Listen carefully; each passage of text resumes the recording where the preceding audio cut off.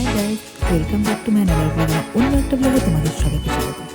দেখো বন্ধুরা, ক্রিসমাস তো চলে এসেছে, তো সেই জন্য তোমাদের জন্য খুব সুন্দর একটা ফ্রুট কেক রেসিপি নিয়ে এসেছি। এর আগে 2 বছর তো আমি প্লাম কেক রেসিপি দিয়েছি, সেই জন্য আজকে তোমাদের ফ্রুট কেক কীভাবে বানাবে ঘরে থাকা উপকরণ দিয়ে সেটাই দেখাবো। এর জন্য এখানে আমি নিয়ে নিয়েছি কিছু আমন্ড কুচি, টুটি ফুটি, 1.5 চামচ বেকিং পাউডার, 1/2 চামচ বেকিং সোডা, 3 চামচ ভ্যানিলা এসেন্স, 3 চামচ ভিনেগার। আর কী লাগছে দেখতে থাকো। ময়দা নিয়েছি 1.5 কাপ, 2টো ডিম নিয়েছি, 1 কাপ চিনি গুঁড়ো করে নিয়েছি, 1/2 কাপ নিয়েছি সাদা তেল। প্রথমে কড়াইতে 2টো ডিম ফাটিয়ে তারপর ডিম দুটোকে ভালোভাবে ফেটিয়ে নিতে হবে। কেকটা কিন্তু যতটা তোমরা ফেটাবে ততটাই কিন্তু ভালো হবে, সেই জন্য তোমাদেরকে খুব ভালো করে ডিমটাকে ফেটিয়ে নিতে হবে। এই দেখো, আমি একটা হ্যান্ড ফিটার দিয়ে খুব সুন্দর করে 10 মিনিট ধরে ডিমটাকে ফেটিয়ে নিচ্ছি। এই দেখো, আস্তে আস্তে করে এভাবে ফেটিয়ে 10 মিনিট পর ফিরে আসছি। এই দেখো ফেটানোর পর কতটা সুন্দর ফেনা উঠেছে। এরপর এখানে আমি তেলটা মিশিয়ে দিলাম ডিমের সঙ্গে। এই ডিম এবং তেলকে আরও 10 মিনিট আমি ফেটিয়ে নেব। ফেটিয়ে তারপরে তোমাদের সামনে ফিরে আসবে। দেখো বন্ধুরা, কালারটা দেখতে পাচ্ছ চেঞ্জ হয়ে গেছে অনেকটা ফেটাতে ফেটাতে। এইবার এখানটা আমি দিয়ে দিলাম চিনি গুঁড়ো। চিনি গুঁড়োটা দিয়েও কিন্তু খুব সুন্দর করে ডিমের সঙ্গে ফেটিয়ে নিতে হবে, কারণ কেকটা তোমরা যতটা ফেটাবে ততটা স্পঞ্জি হবে আর খেতে খুব সফট হবে। দেখতেই পাচ্ছ বন্ধুরা, 5 মিনিট ফেটানোর পর খুব সুন্দর কিন্তু একটা কালার চেঞ্জ হয়ে গেছে। এইবার এখানটায় আমি 1.5 কাপ যে ময়দা নিয়েছিলাম সেই ময়দাটা দিয়ে দিলাম। তোমরা তোমাদের পরিমাণ মতো কিন্তু ময়দা, চিনি এগুলো বাড়িয়ে কমিয়ে নিতেই পারো। ময়দাটা দিয়ে কিন্তু খুব সুন্দর করে মিক্স আপ করতে হবে যাতে কোনো লাম্পস না থাকে। তো দেখো বন্ধুরা, আমি খুব সুন্দর করে মিশিয়ে নিয়েছি, দেখতে পাচ্ছ। আর এখন আমি এই ময়দাটার মধ্যে দিয়ে দেবো একটু যে ভিনেগারটা নিয়েছিলাম, 3 চামচ ভিনেগার। এরপরে দিয়ে দিচ্ছি এখানটায় 3 চামচ ভ্যানিলা এসেন্স। তো ভ্যানিলা এসেন্সটা দিয়ে সব কিছু খুব ভালো করে মিশিয়ে নেব। আর মিশিয়ে না আধা ঘন্টা আমি এটাকে রেখে দেবো, কারণ ময়দাটাকে একটুখানি আমি ভিজতে দেবো। তো ফিরে এলাম আধ ঘন্টা বাদে বন্ধুরা। এখানে দিয়ে দিলাম সামান্য নুন স্বাদের জন্য, আর এখানে বেকিং এবং খাওয়ার সোডার মিশ্রণটাও অ্যাড করে দিলাম। বেকিং আর খাওয়ার সোডা দিয়ে কিন্তু খুব বেশিক্ষণ রেখে দেওয়া যাবে না, তো সেই জন্য আমি আগে ময়দাটা রেস্টে রেখে পরে বেকিং মেশালাম। আর খুব সুন্দর করে বন্ধুরা মিশিয়ে নিয়েছি। দেখতে পাচ্ছ কনসিস্টেন্সিটা এরকমই হবে, মানে এরকমভাবে পড়বে রিবনের মতো।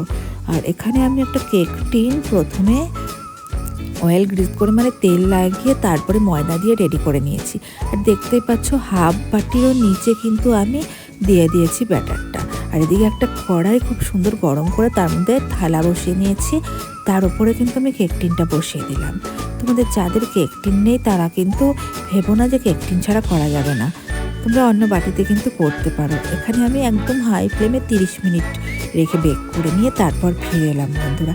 30 মিনিট পর দেখতে পাচ্ছ যে কতটুকু আমি ব্যাটার দিয়েছিলাম, আর দেখতে পাচ্ছ যে কতটা ফুলেছে। পুরো আমার কিন্তু কেক টিনটা ভরে গেছে।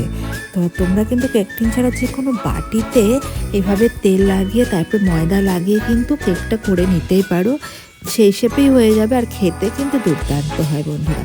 আর দেখতে পাচ্ছ এবার আমি এভাবে আমন্ড দিয়ে কিন্তু একটু সাজিয়ে নিচ্ছি। আর আমন্ড কুচি যেটা দেখেছিলে সেটা কিন্তু অলরেডি আমি কেকের ব্যাটারে মিশিয়ে দিয়েছি, তো সেই ভিডিওটা না একটু স্কিপ হয়ে গেছে। তো তোমরাও কিন্তু ভেতরে এইভাবে ড্রাই ফ্রুটগুলো মিশিয়ে দিও।